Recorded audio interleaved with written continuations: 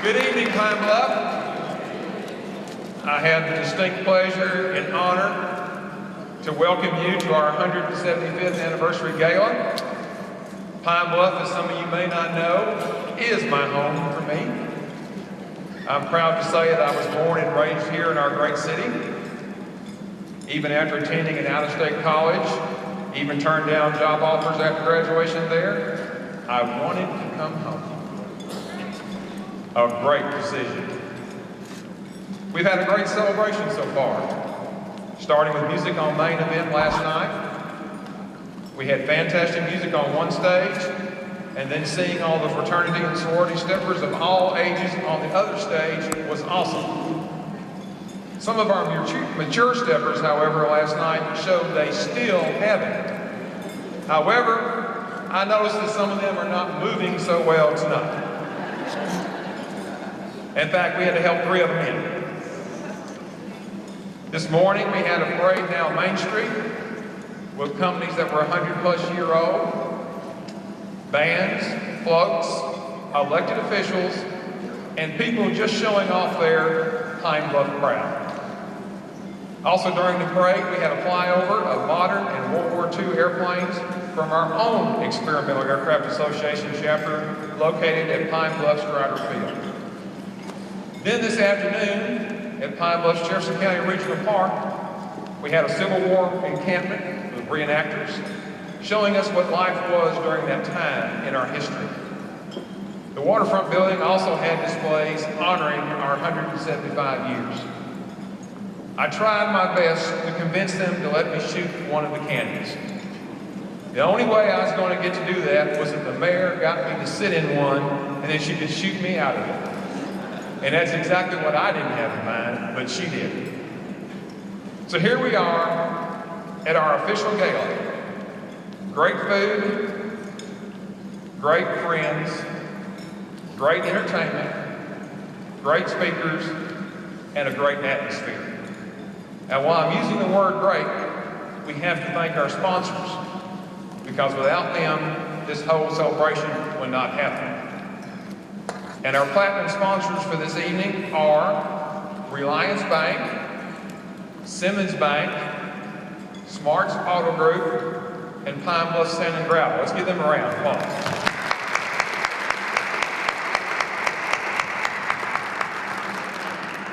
Our gold sponsors are ETC Engineers, Jefferson Regional Medical Center, Trotter Ford, Sissy's Log Cabin, Alpha Kappa Alpha Sorority Incorporated, and that's our gold sponsors.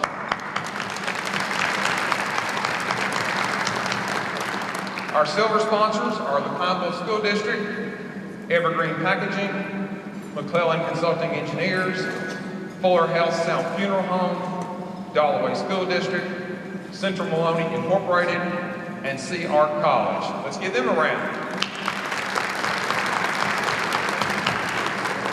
Our bronze sponsors, Ralph Robinson and Son, Reed Architectural Firm, Lieutenant Colonel Nathaniel Todd, Nelson Architectural Firm, and Tyson Foods. Let's give them one. And finally, our Pine Tree sponsors, Ms. Elizabeth Gaines and the Pine Bluff Regional Chamber of Commerce. Again, thank you for coming. Enjoy yourself at your 175th anniversary gala. Let's rock. Good evening, ladies and gentlemen. Good evening, ladies and gentlemen. Thank you so much. You look so pretty out there. The Vesper Choir has left us for the evening, and let's give them a great big hand of applause, even though they are not here. And our jazz band will continue to provide music for us for the evening. I also want to thank the group that's outside. Did you enjoy that group outside that was entertaining you before coming in?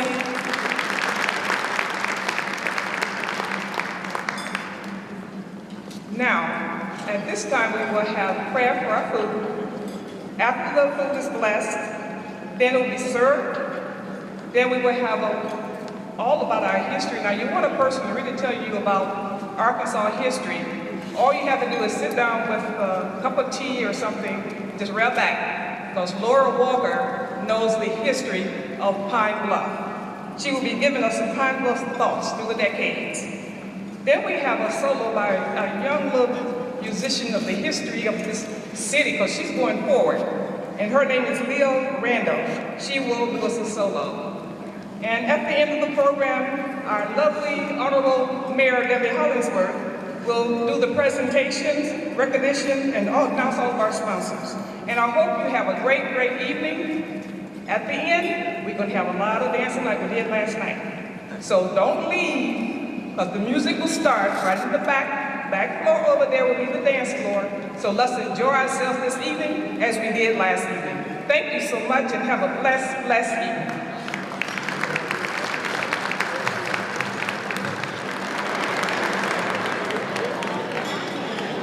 Good evening, ladies and gentlemen. My name is Lori Walker, and I am the Assistant Director for Economic and Community Development for the City of Pine Bluff. It is indeed an honor for me to share with you some of the amazing history of this place in which we live. This history speaks of a heritage with deeply rooted agricultural, natural, industrial, educational, spiritual, and multicultural crossties. The story of this place is so rich and diverse that I will only be able to provide a tiny fraction of it tonight.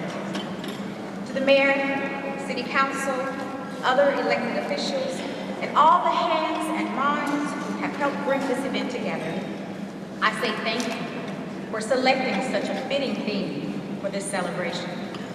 The theme, embracing our past, building our future, is fitting because it captures the essence of our revitalization work.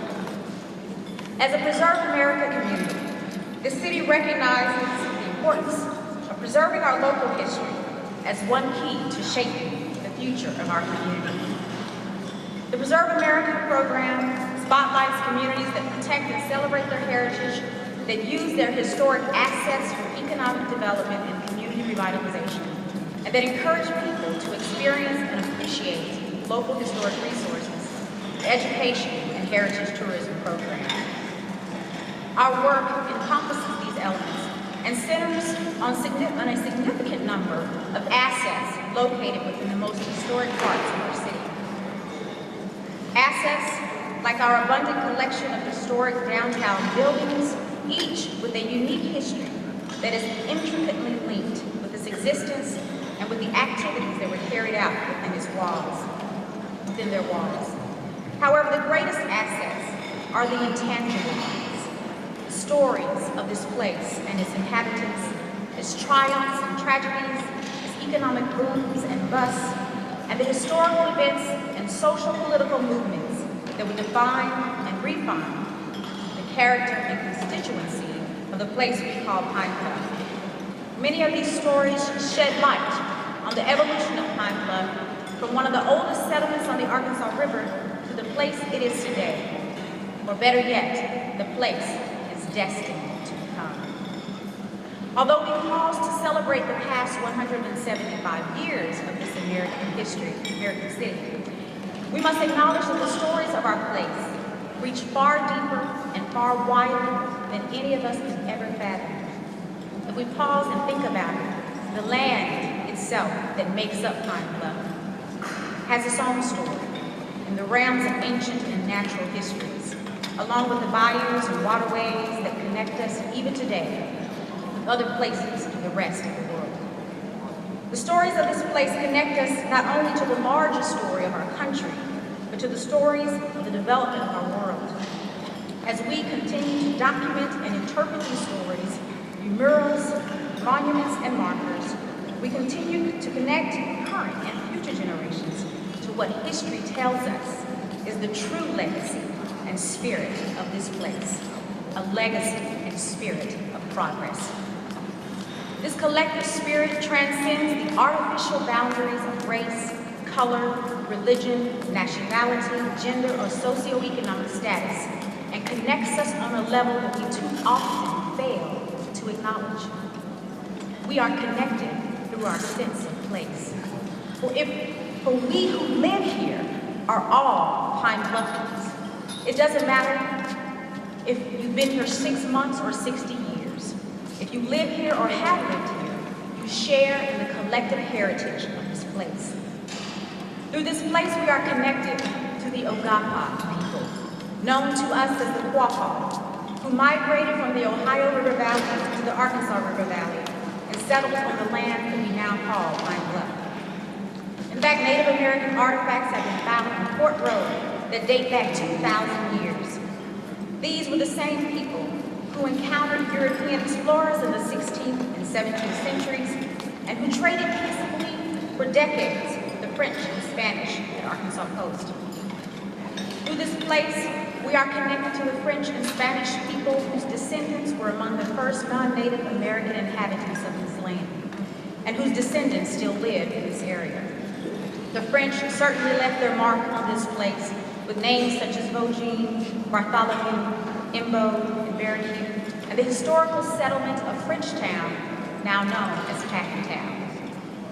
This place connects us to the pioneers who bravely sought out new territories availed by the Louisiana Purchase in 1803. The land that is now Pine Bluff was originally Missouri territory and was still occupied by Native peoples until treaties with the Quapaw were signed. Even after that, some of the Ogapa people who loved this land returned. The treaty prohibited all but Saracen from owning land, and many of these people chose to live as squatters and work the fields rather than live in Indian territory. This place also connects us to the Trail of Tears and to all the Native Americans who traveled up the Arkansas River en route to their new homes. When we visit Saracen Landing, we stand in view of the old river channel that carried the Chickasaw, Choctaw, Seminoles, and more. In 1819, this land became Arkansas territory. It was that same year that Joseph Bluff, the half-Quapaw, half-French pioneer, moved his family upstream from Arkansas coast. He built a log cabin near what is now Chestnut Street, which served as a home, tavern, and meeting place for Jefferson County's early settlers. When Jefferson County was established in 1829, all the early sessions of the county courts were held in Bones Cabin, until the first courthouse was built in the 1840s. This place connects us to all the hands that have worked this land. The hands of the free, the hands of the enslaved, and the hands of the indentured. Native American hands, black hands, white hands, and Asian hands, whether native-born or immigrant hands, who tilled the soil, labored in the sun, and harvested the crops. Whether the hands owned the land or merely worked the land, all are hands that help build and nurture the agrarian economy that still exists today. This place connects us to the soldiers from the North and the South who were here during the Civil War. Soldiers from Ohio, Wisconsin, Indiana, Oklahoma, Texas, Missouri, Kansas, and more. Those soldiers camped here, wrote home to their loved ones from here, and walked across the same land we walk across today. When we visit the courthouse, we stand on the battleground where some of these soldiers clashed during the Battle of Pine Bluff. The same land where some 300 African American civilians, not soldiers, helped secure a victory for the North. The Union victory secured Pine Bluff as a place where more than 2,000 men, women, and children would leave their plantations as slaves and arrive in the Yankee camp in Pine Bluff as free persons. Pine Bluff also became a recruitment center for black soldiers for the Union Army, and various U.S. colored troops occupied these grounds continuously from December 1863 to February 1866. Through this place, we are connected to all the persons who manned the steamboats that traveled the river. The period from 1865 to 1870 was a prosperous one for steamboats. Food, agricultural implements, clothing, and in fact all kinds of supplies were imported into the state. Jacksonport, Desert, Camden, and Pine Bluff had river ports and were distributing points for more than 100 miles of territory, doing business from $10 to $20 million each year. Yet none of these places, with the exception of Pine Bluff, had reached a population of 2,000. Even today, none of these places is as large as the city of Pine Bluff, evidence of progress in the city, in the history of this city. This place connects us to all the immigrants who chose to leave their homes in Europe, Asia, Africa, and other parts of the Americas, and settle here in hopes of new opportunities. Many Pine Bluffians can proudly trace their ancestry back to individuals who came here more than 100 years ago. The historical record reveals that Jewish immigrants began arriving here in the 1840s, Chinese immigrants in the late 1860s, and Italian immigrants in the late 1890s. Other immigrant populations have come to Pine Bluff throughout the 175 years of our city, even in recent decades, and whose stories become part of the collective heritage of this place. This place connects us to the African Americans from the far reaches of the American South and from the North. After the Civil War, we saw Arkansas as the land of opportunity and Pine Bluff as the, quote, Negro paradise of the South. There is evidence in the historical records that spans a period of 4 to 5 decades that reveal great advances for African Americans in Pine Bluff. During this time frame, the community would attract and produce a cadre of Black business owners and professionals and create a quality of place for African Americans rarely seen in the American South. The American Missionary Association had operated schools for African Americans in Pine Bluff since shortly after the Battle of Pine Bluff. Then in 1873, Branch Normal College was established. Undoubtedly, the educational opportunities available to African Americans in Pine Bluff helped draw people of color into the city. All in all, the African American population in Pine Bluff grew 600% between 1870 and 1900, far exceeding the statewide African American growth rate of 200%, and far exceeding the African American growth rates of both Little Rock and Helena during that same time period.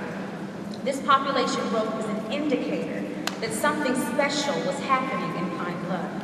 In 1891, the article that was published in the national publication that dubbed Pine Bluff as the Negro paradise of the South detailed the quality of place attributes for African Americans. This article followed one published in Leslie's Illustrated Weekly in 1890 that declared Pine Bluff is the most wide-awake place in the Delta, with culture and refinement on every hand. These articles provide proof that the quality of place for white Pine Bluffians coexisted with the quality of place for Black Pine Bluffians. According to historian James Leslie, this period in Pine Bluff's history was its golden era, making it by 1890 the state's third largest city. The 1880s holds the record for the fastest growing decade in the history of this city. When Booker T. Washington visited this community in 1905, Pine Bluff left such an impression on this national figure that he wrote about this place in his 1909 book, The Negro in Business, stating that out of all his travels to Arkansas and the territories, he had not come across another community like Pine Bluff, where there seemed to be more, quote, real and substantial progress.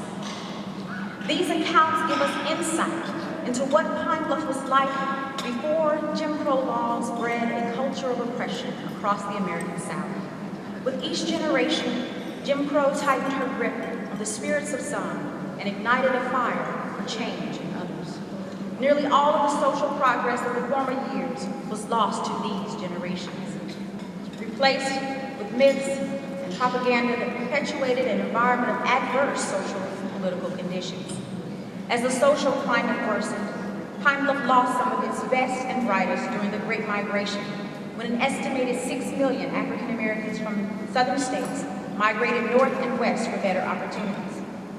Through this place, we are connected to all those from Pine Bluff who during this period in our nation's history found greater opportunities at places in Michigan, Illinois, Wisconsin, Indiana, and many more places in this nation. Many of whose descendants still make pilgrimages to Pine Bluff to see loved ones, and whose descendants enroll in UAPB each fall. In fact, this place connects us to all the students from all of Pine Bluff's educational institutions, both past and present, that have come from here or come through here on their way to greatness. These are the students whose gifts and talents have carried them across the world and helped them leave their mark in society, achieving in every field imaginable. Their legacies become part of the collective heritage of this place. In the history of this place, the 1940s brought new life to Pine Bluff and represents the third fastest growing decade in our town's history. Federal defense investments in Pine Bluff contributed to a population boom during the decade of World War II. During the war years, the Pine Bluff Arsenal employed 10,000 civilians.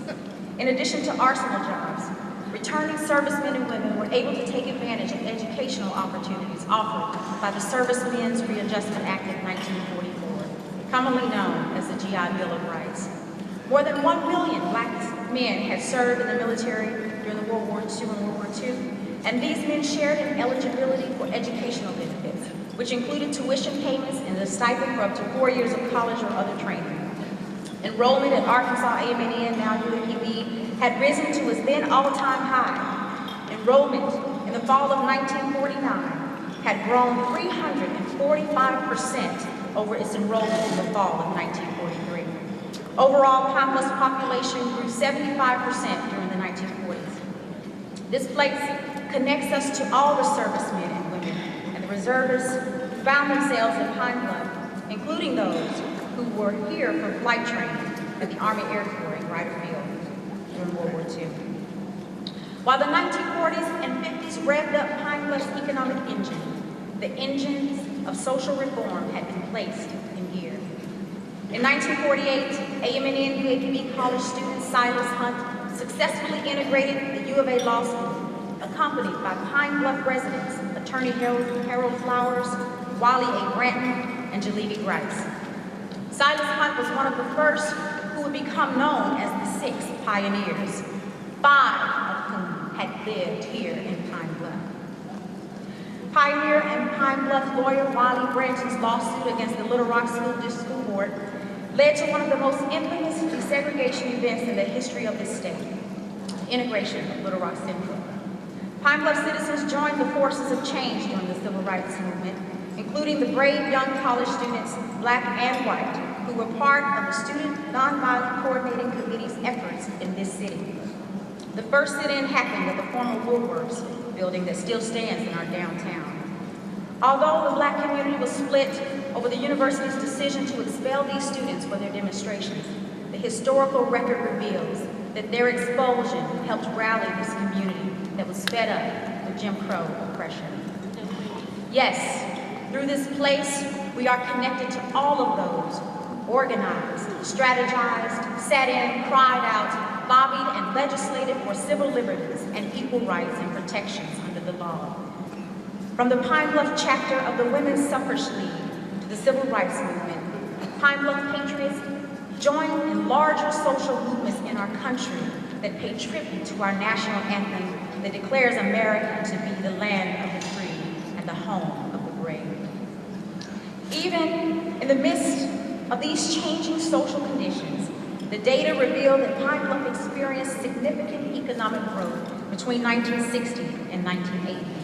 During that time frame, the economy had a net increase of nearly 15,000 jobs, and the local economy recovered quickly from the loss of some 1,200 jobs during the recession of the mid-1970s.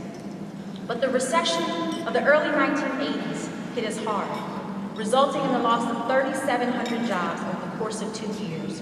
It would take another 4 years for the economy to replace those jobs, but not without affecting population. Population growth all but came to a screeching halt, masked in part by annexation. While the 1990s ushered in the new technology-based economy, Pine Bluff realized moderate but steady economic growth, adding a total of 2,500 jobs during that decade, which pales in comparison to the 8,400 jobs created during the 1970s, but significantly more than the ones created between 1980 and 1990. The chemical demill project of the 2000s provided a temporary boost to the economy, masking some of the significant losses in the private sector due to 2 back-to-back recessions within that decade. And here we are. The story of our place is still evolving. Historical records and relics of this place speak to our legacy of progress on both social and economic fronts. Where we go from here, the future of our future story of our place is in our hands. It was Plato who said our city is what it is because our citizens are what they are. Who are we, Pine Bluff? I say we are resilient. I say that Pine Bluff's best days are not the days gone by, but the days that lie ahead. These will be the days when we focus not on our conflicts, but on our connections with our past, and most importantly, our connections with each other. For again, we are all Pine Bluffians. And together, we can embrace our collective heritage and access that progressive community spirit to build an even greater future story. Thank you.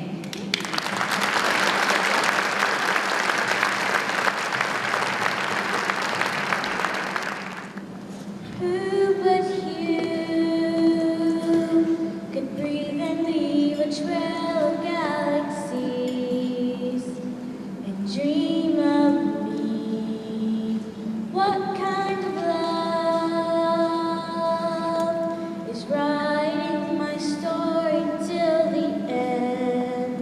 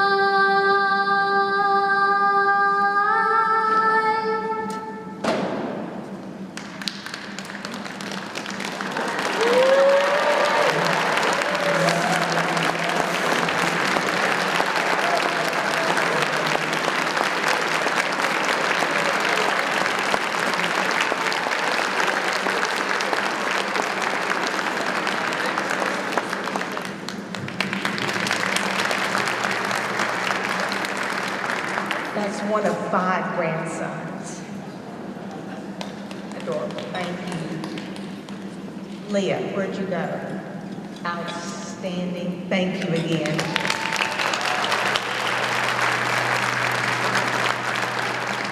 Truly amazing for a young person to have talent such as that and have the confidence to sing before this audience. I have to applaud you for that. That's just absolutely tremendous. Wonderful.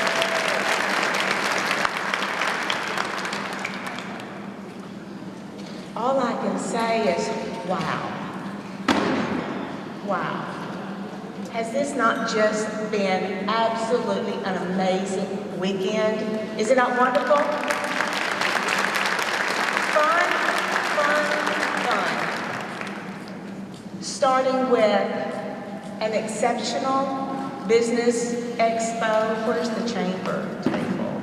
Right behind me. There you are. Business Expo Thursday, tremendous. It was so refreshing. They had a larger attendance this year than they've had in the past. It was wonderful to be a participant with that and to see all the people turn out. That was Thursday. Friday, we had Music on Main, tremendous, tremendous participation. Over 3,500 people were downtown Pine Bluff. That's amazing. Amazing. Mr. Terry, is Mr. Terry here? Where's Mr. Terry? I can't see. Where's Mr. Terry? Would you please stand, Mr. Terry? So we can all see. Oh, there you are. Okay, thank you. Look, Mr. Terry. An amazing vision, and he's making it happen. Downtown, when we talk to different people looking at our city, they want to know what's going on downtown, what's happening. And we have some great things going on. From our streetscape, where we'll be redoing the infrastructure and other things, but just for people to start participating in our downtown again is huge.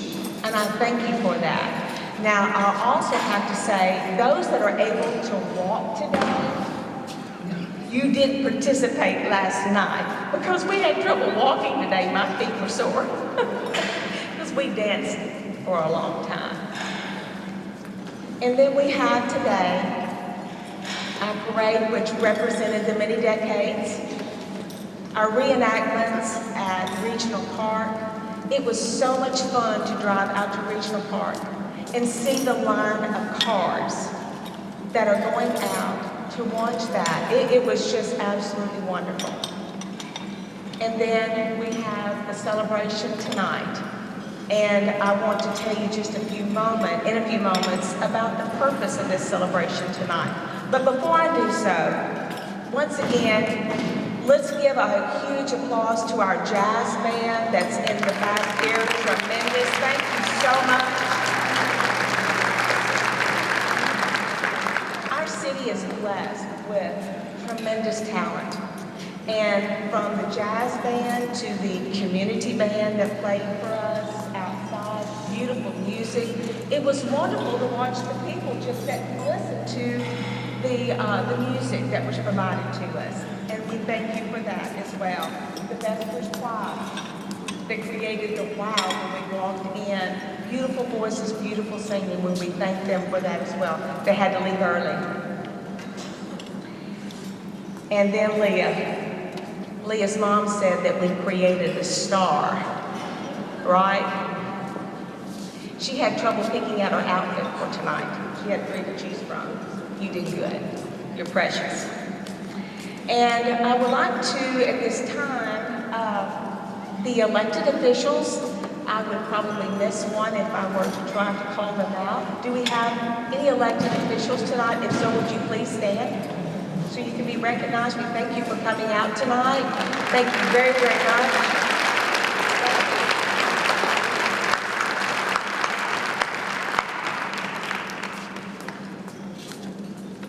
This event started in December. And as many of you know, in planning events, it takes a while to put things together.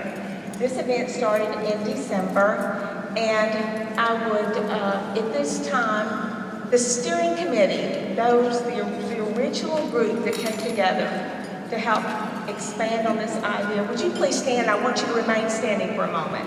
The steering committee, everybody that helped at the beginning with this. You know who you are. Thank you, thank you. Come on, there we are. Come on. I see more. Come on, remain standing, please. Please remain standing. Exceptional. Our city is made of so many volunteers, and it takes volunteers to put on an event such as this. Just like it takes a village to raise children, it takes volunteers to do this. Now, the steering committee, then we have Mr. Terry, Music on Main. Mr. Terry, would you please stand? I'm going someplace with this now, bear with me. Then the parade committee, April, Ms. Kane, everybody that was on the parade committee, please stand. Decorations, please stand. Everybody with decorations. Lisa, you're not standing. Food, there we go, okay. Food, entertainment, and last but not least, where are our chefs? Will our chefs come out, please? They donated so many hours in helping provide this wonderful meal. I do not see them, but we have, there we are, okay. Jamie McAfee, Brad Thomas, and Heath Stone. Thank you so much. A lot of volunteer hours, again, towards this wonderful evening. Wait staff, thank you. It just has been absolutely tremendous. It takes a village, and I cannot tell you how much we appreciate you. So please give them a large round of applause.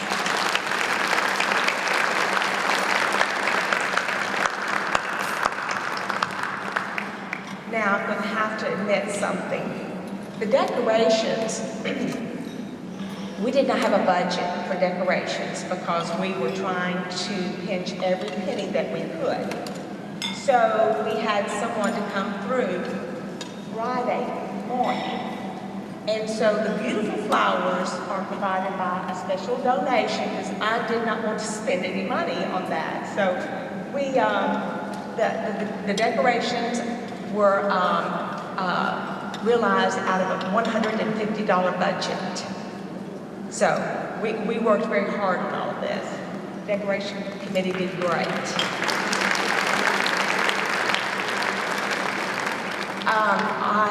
The Redcoats, the people, all the ladies that escorted us in, Redcoats, where are you?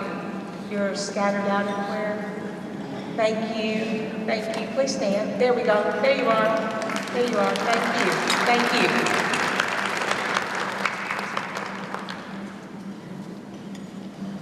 Also, we would like to thank MK Distributors. They helped supply some of our beverages for tonight, and we also want to thank them as well. And we would like to thank the memorabilia that was out in the foyer, all the wonderful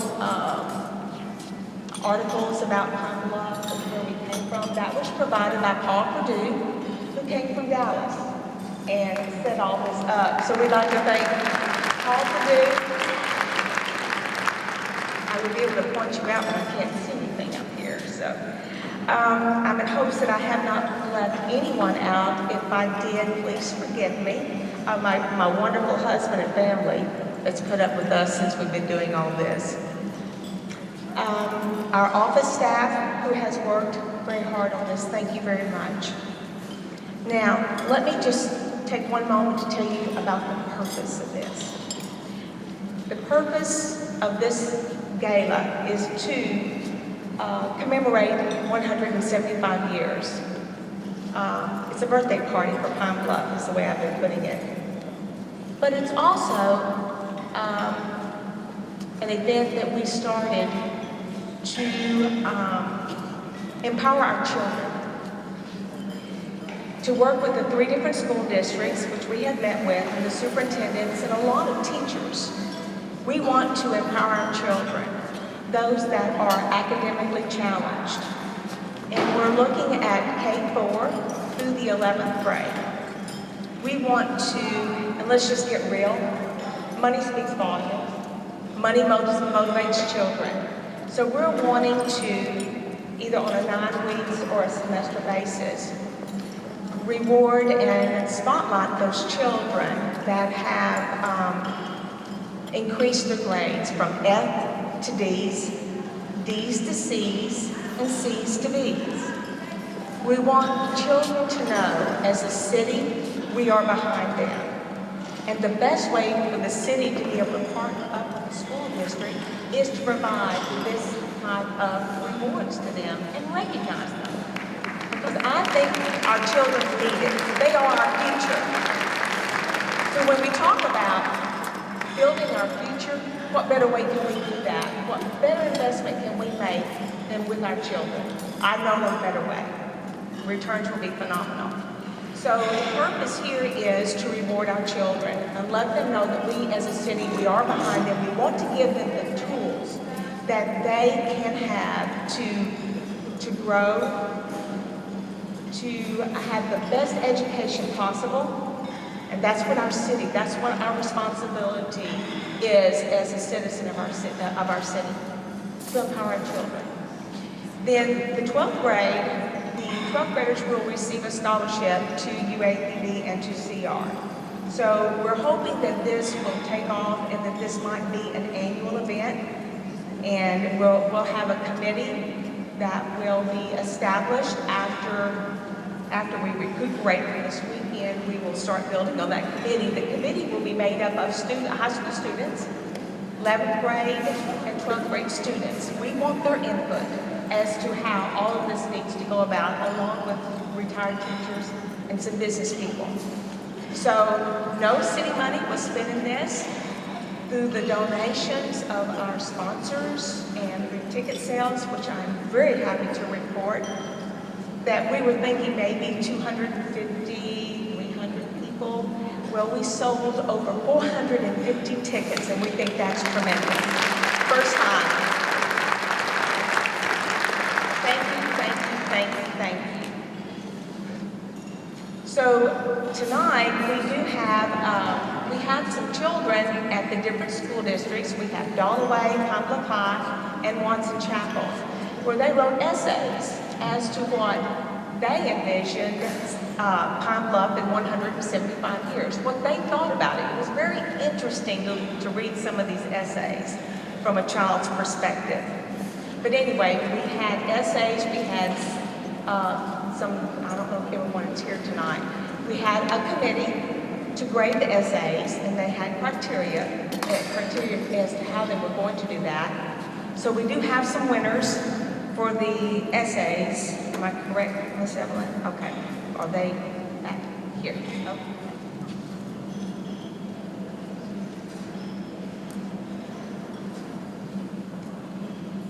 And as I call your name out, if you would come forward and receive your certificate, please. Diamond Barnes. I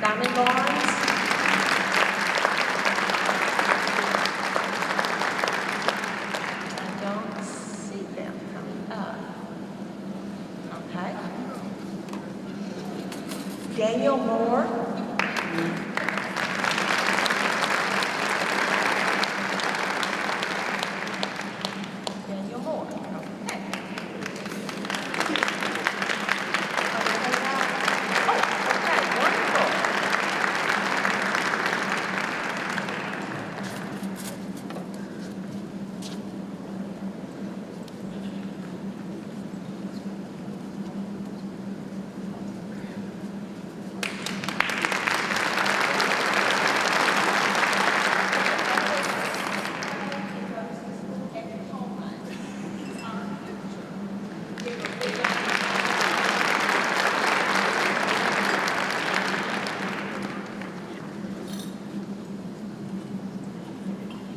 Nakaya Williams.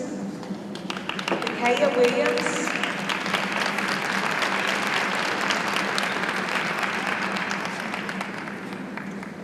Let's see. And Shemaya Holloway.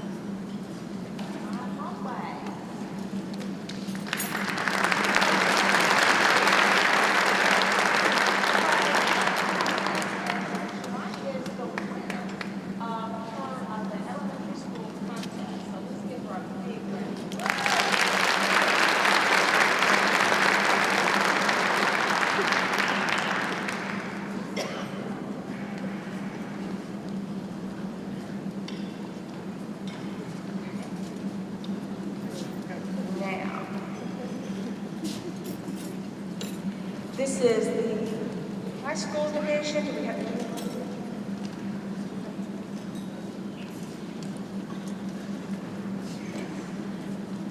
okay. This is the junior high division, and this is Hannah Hadley. Hannah Hadley.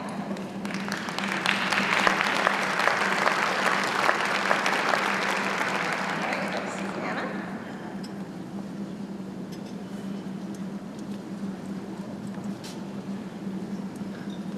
Theolophus Smith. Theolophus Smith. All right.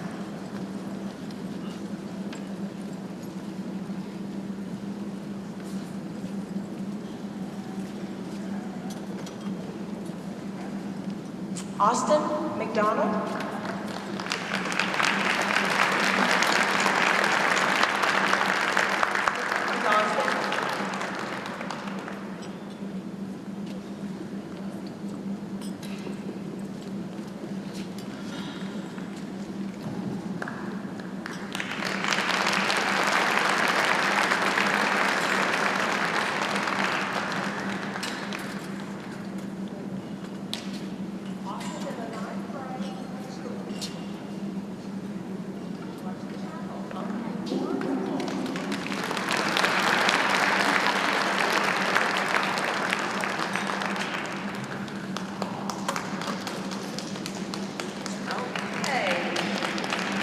That is the junior highs. Okay. Next is the high school, and we have Tyron Simmons. Tyron Simmons.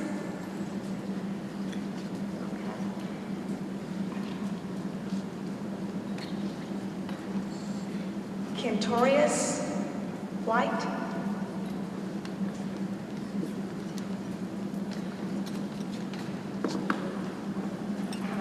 Up here, there's a lot of people moving around and you can't tell if they're walking up front or not. And then our winner is Tamaya Thomas, high school.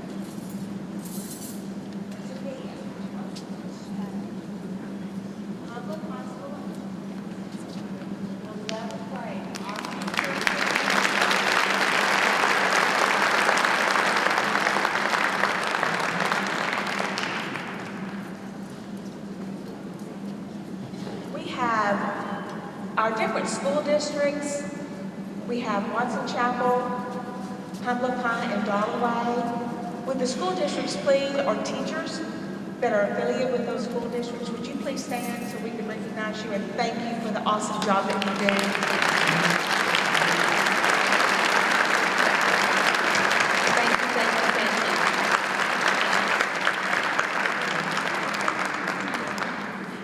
many years ago when I volunteered to be a 3-year-old vacation Bible school teacher.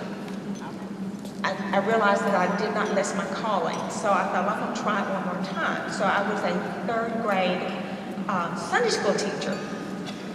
And then I really realized that I had not missed my calling, so my hat goes off to every teacher that teaches our children. That is a talent and a gift, and I thank you so much.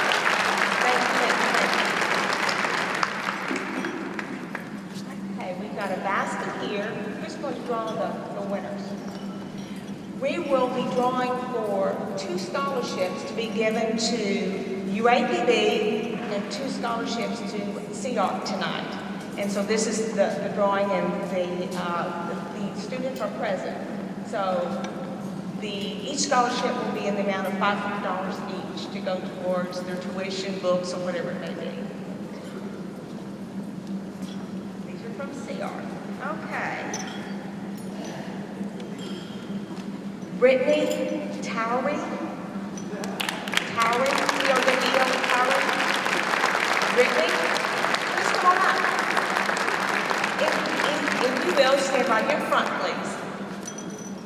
The next one is, oh, you can't receive a, did you put your name in here, Dr. Hildebrand? Come on. That's Dr. Hildebrand's name. Sorry.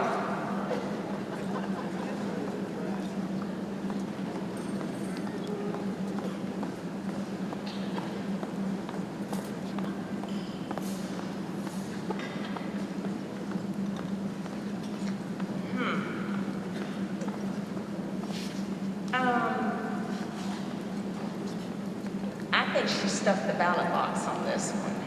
Where's Crystal?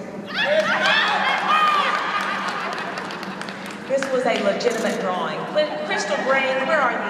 Right here. Come on up here.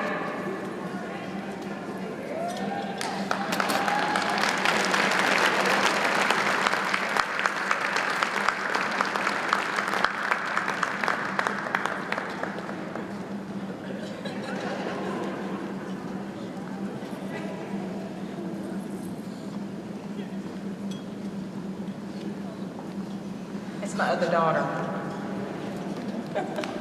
Thank you. This is our future. Thank you, thank you, thank you. Thank you, ladies.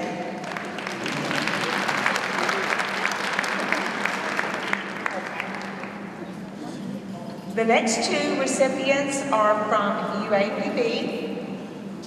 The first person is Savon Corbin. Okay, we hit a home run. Yay. The second recipient is Zakaya Marshall. Zakaya Marshall.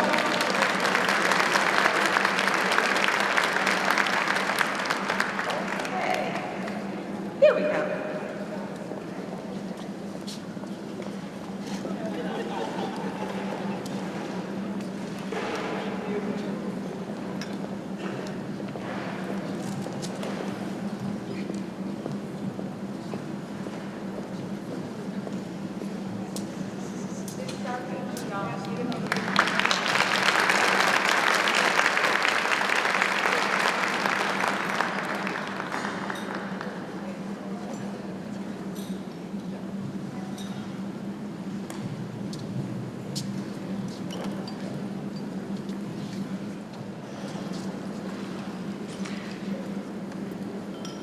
Okay, it's been a fun evening, hasn't it? Yeah, fun evening?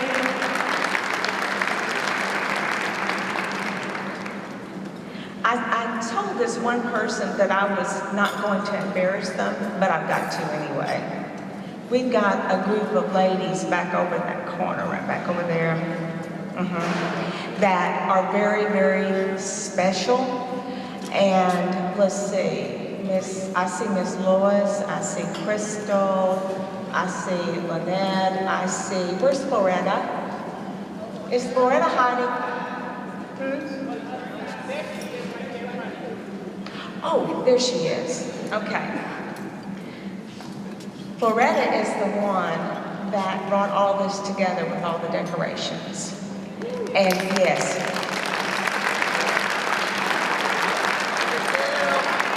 Floretta is our shero tonight. She was able to put all this together, and I think that she did that. What's she saying? Where's Gail? Where's Gail?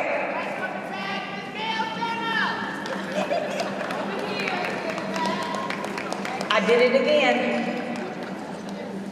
Where's Gail? I can't see. Oh, there she is. Okay. Thank you very much, Miss Gail. Miss Gail did all the flowers. Yes, thank you. Anyway, a beautiful evening. I said we would not get up here and talk all night because we have got the jazz band, and then when the jazz band is through playing, then we have a special DJ tonight. So for those that didn't get the opportunity to dance, you will so later on or just in a few minutes. With that, from the bottom of my heart, thank you.